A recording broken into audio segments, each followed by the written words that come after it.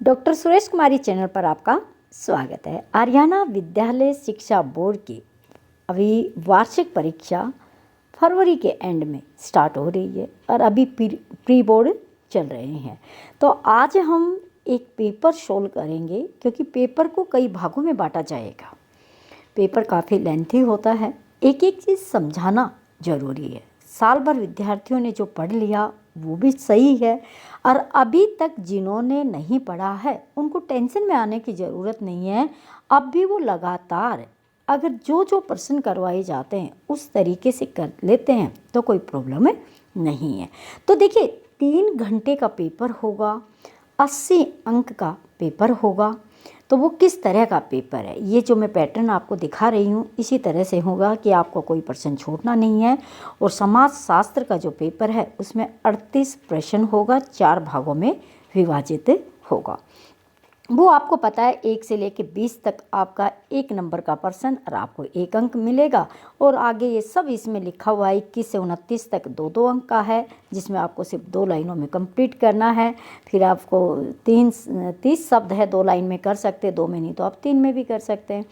और तीसरा जो पार्ट होगा उसमें 30 से 35 तक के क्वेश्चन होंगे, वो आपके 4-4 अंक के होंगे। उसमें आप 80 शब्दों तक लिख सकते हैं। तो मैं ये मानती हूँ कि एक लाइन में अगर हम 10 से 12 शब्द लिखते हैं तो यहाँ पे 8-9 लाइनों में आपको क्वेश्चन को पूरा करना होता है। कोशिश ये करें कि स्वीट क्वेश्चन को लिखें और शॉर्ट बनाए, कहते हैं ना स्वीट एंड शॉर्ट, ऐसे लिखे आप लोग कि थोड़े शब्दों में आप सब बात को कह पाए। और जो पार्ट 4 होगा हमारे क्वेश्चन पेपर का, उसके अंदर आपको 36, 37 और 38 3 प्रश्न करने होंगे।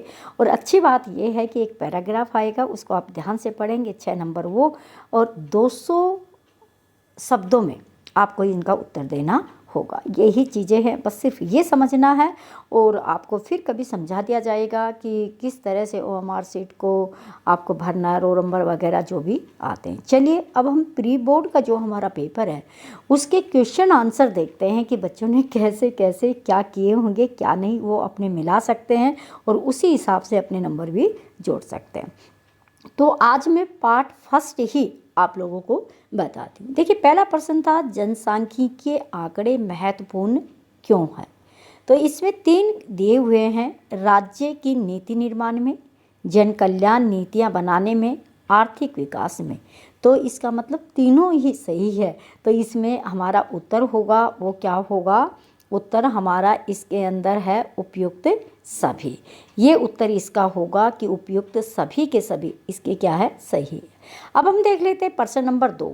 कार्यशील वर्ग में आमतौर पर, कार्यशील वर्ग में आमतौर पर जो वर्ग, आयु वर्ग में को शामिल किया जाता है। यानी कि पहले तो हम ये समझते हैं कार्यशील वर्ग क्या है, यानी कि जो लोग कमाने की अवस्था में होते हैं। मैं ये कहूँगी कि बच्चे अलग अवस्था में आते हैं और बुजुर्ग अलग अवस्था में आते हैं, बीच की जो एज है उसको हमें पकड़ना है।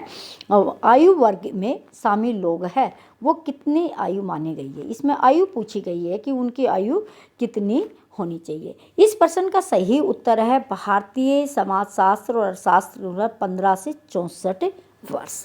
अब कई बार आप लोग ये सोचते होंगे कि सरकारी कर्मचारियों को क्या किया जाता है, सरकारी कर्मचारियों को एक निश्चित समय पर, इसका उत्तर ये 15 से 64 वर्ष है। सरकारी कर्मचारियों को 58 की एज में क्या कर दिया जाता है, रिटायरमेंट दे दिया जाता है।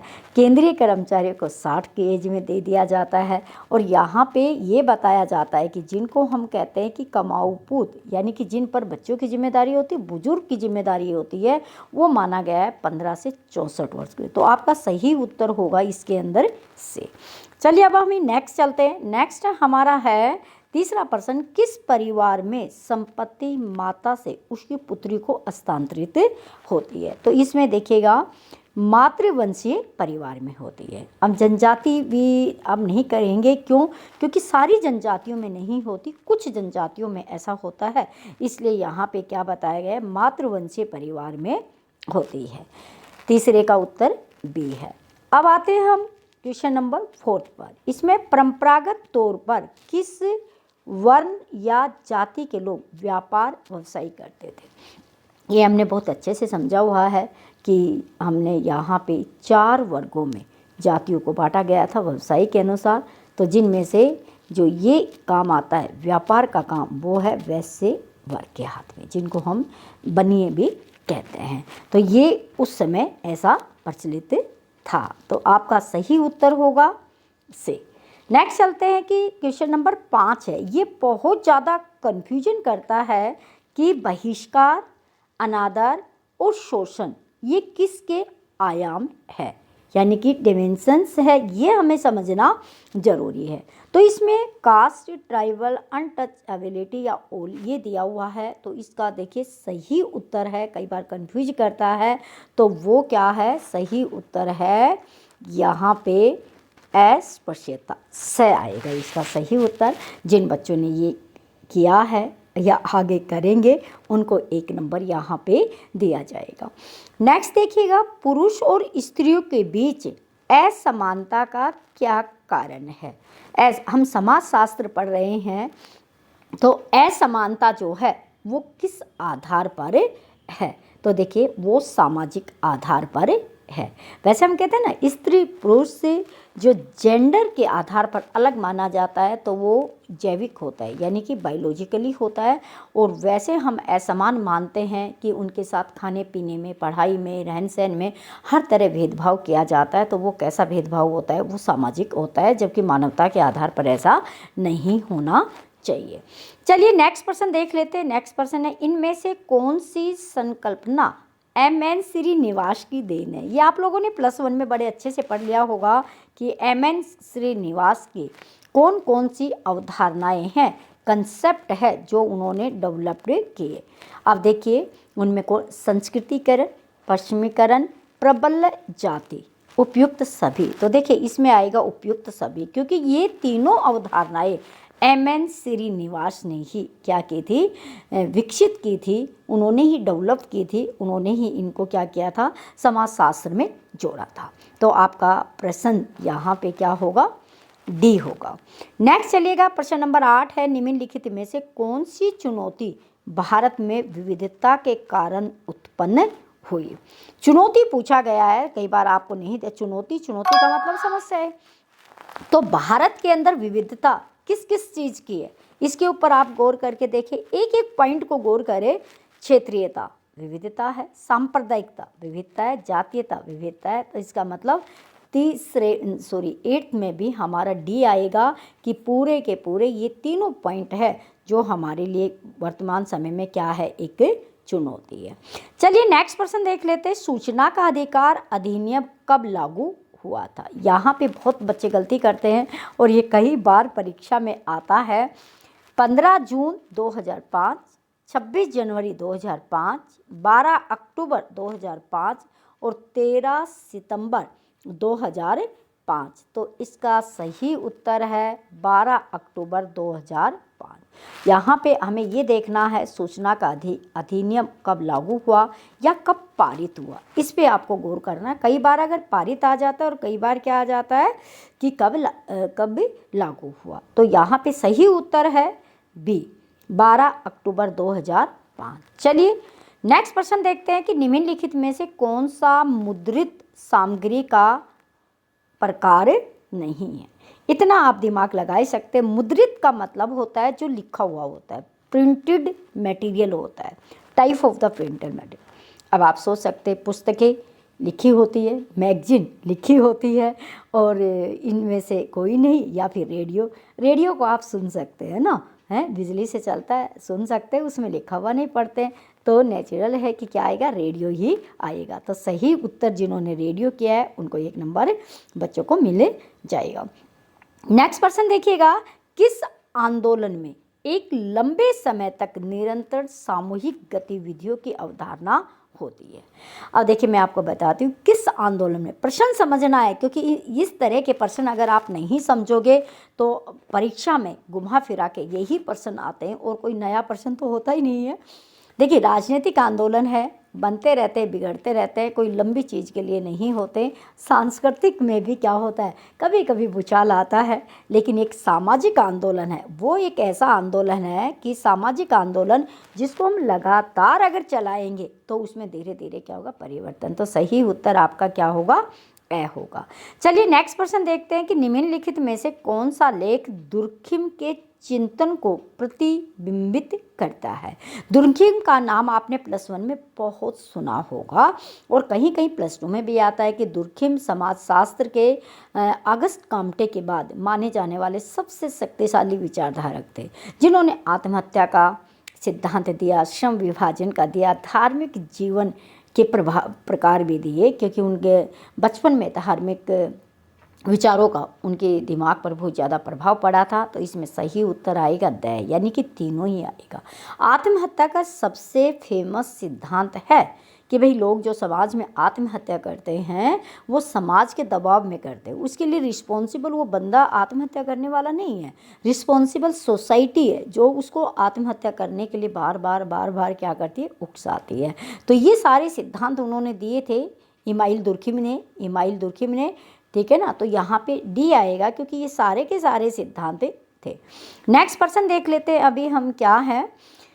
द ओनली वे लेख किसके द्वारा लिखा गया था। Who wrote the articles the only way, इसका नाम बताना आपको। देखिए ये है महात्मा गांधी, यानी कि महात्मा गांधी ने हरिजन पत्रिका में एक लेख लिखा था जिसका नाम था द ओनली वे। बहुत फेमस है और कई बार परीक्षाओं में समाजशास्त्र में तो आया हुआ है, तो इसलिए आपको इसको ध्यान में रखना है। तो यहाँ पे आएगा महात्मा गांधी। अब हम देख लेते हैं कि प्रश्न नंबर 14, ये 2 साल से हम देखते हैं पहले बच्चों को नहीं दिया जाता था, अब ये पैटर्न चेंज हुआ है, जिसके अंदर आपका क्या होगा, अभिकथन और कारण। यानी कि पहले एक कथन अभिकथन दिया गया है, उसमें रीजन पूछा गया है, क्या वो उससे मेल करता है, नहीं। देखिए, औपनिवेशिक सरकार गलत तरीकों से मजदूरों की भर्ती करती थी। मुझे तो बिल्कुल सत्य लगता है और यह भी सत्य।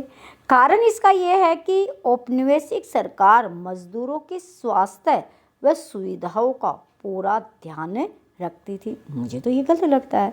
तो इसका उत्तर क्या हो सकता है, तो इसका उत्तर बताइए, आप क्या कहेंगे। आप इसका उत्तर ये कहेंगे कि पहला वाक्य तो सत्य है, दूसरा वाक्य असत्य है, ठीक है ना।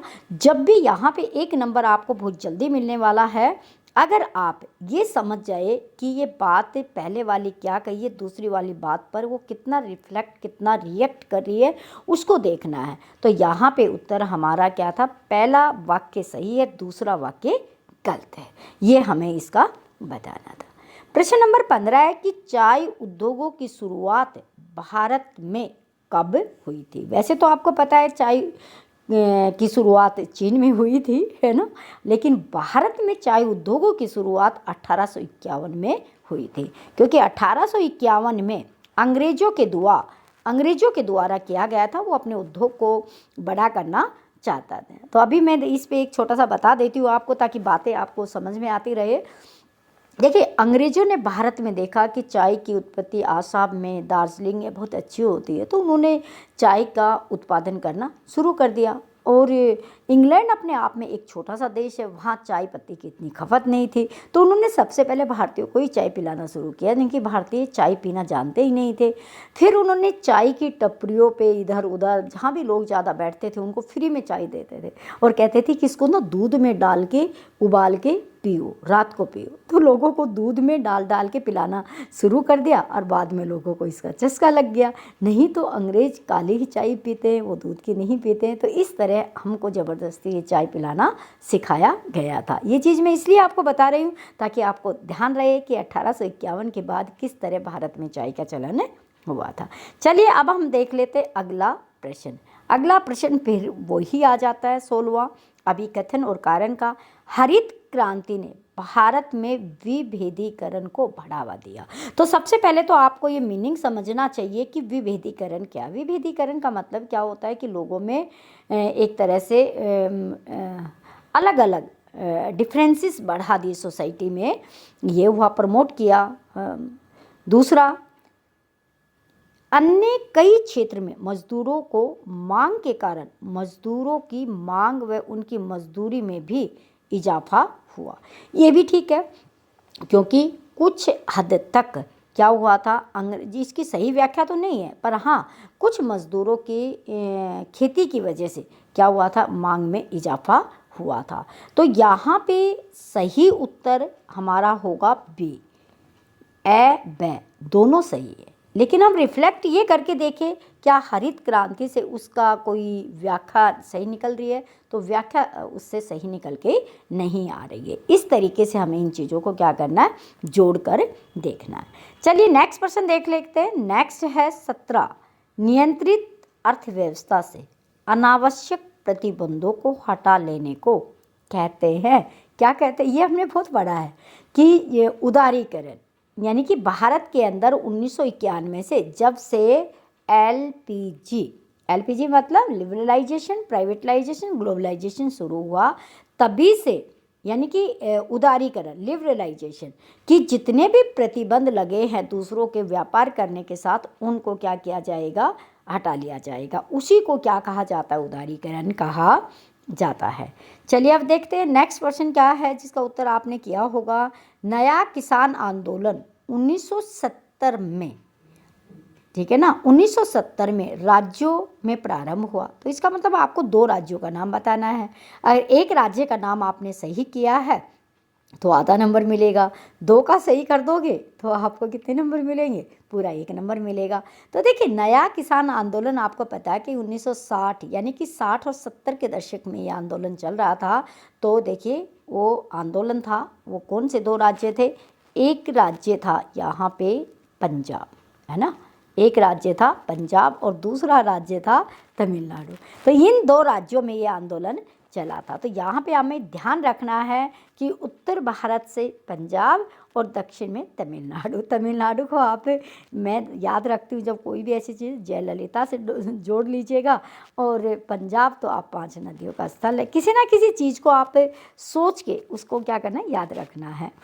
नेक्स्ट हम देखते हैं कि मीडिया को लोकतंत्र का स्तंभ कहा जाता है। तो देखिए मीडिया को, यानी कि जो हमारा मीडिया है, जो हमारे जनसंचार क्रांति है, उसको लोकतंत्र का हम चौथा स्तंभ यानी कि 4th पिलर बोलते हैं, 4th स्तंभ इसको कहते हैं।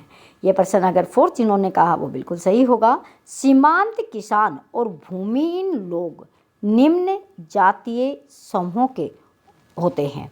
ये सही और गलत बताना, तो पहले हमें ध्यान से देखना है कि सीमांत यानी कि जो सीमांत किसान है और भूमिहीन है, जिनके पास खुद की ज़मीन नहीं है, तो वो निम्न जाति, तो ये भी नेचुरल सी बात है, बिल्कुल सही होगा, क्योंकि उच्च जाति के लोग थे तो उनके पास तो खुद की ज़मीन थी, वो अपना खुद का काम करते थे, तो वहाँ पे तो किसी तरह की कोई इस तरह की प्रॉब्लम थी नहीं कि उनके पास ज़मीनें नहीं होगी। तो ये थे आज के 20 आपके MCQ प्रश्न। इनमें से जो मैंने उत्तर बताए हैं वो सही किए हैं तो आपको 1 नंबर मिलेगा, आधा किया है तो आपको आधा ही नंबर मिलेगा।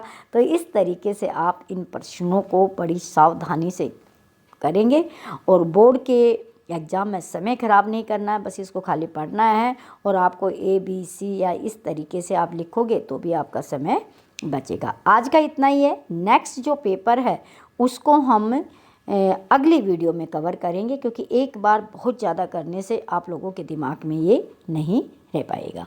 ठीक है, आप इनको कवर कीजिएगा और मेरे साथ बने रहिएगा। Thanks for watching. और डॉक्टर सुरेश कुमार चैनल को आप सब्सक्राइब ज़रूर कर लीजिएगा, क्योंकि अभी हम सोशलॉजी की और पॉलिटिकल साइंस की भी कुछ वीडियो आप लोगों के साथ शेयर करेंगे। Thanks for watching.